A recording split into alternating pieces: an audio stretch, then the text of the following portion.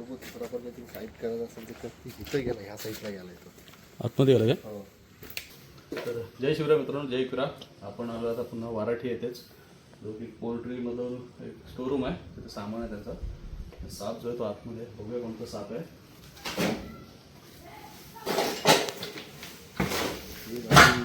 साईडला होतं ना, कुठल्या साईडला गेला? ह्या साईडला गेला.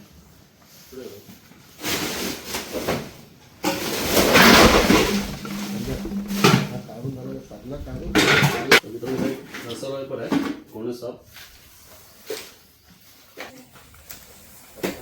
बघू शकता.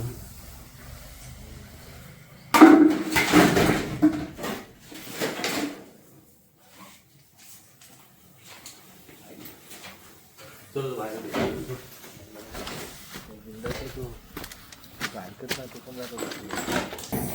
ए आला रे, हबक हबक.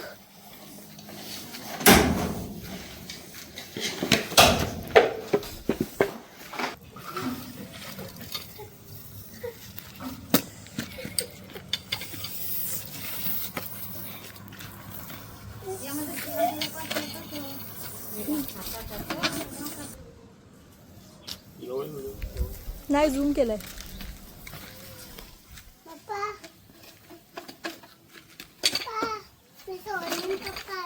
हा तू शोध.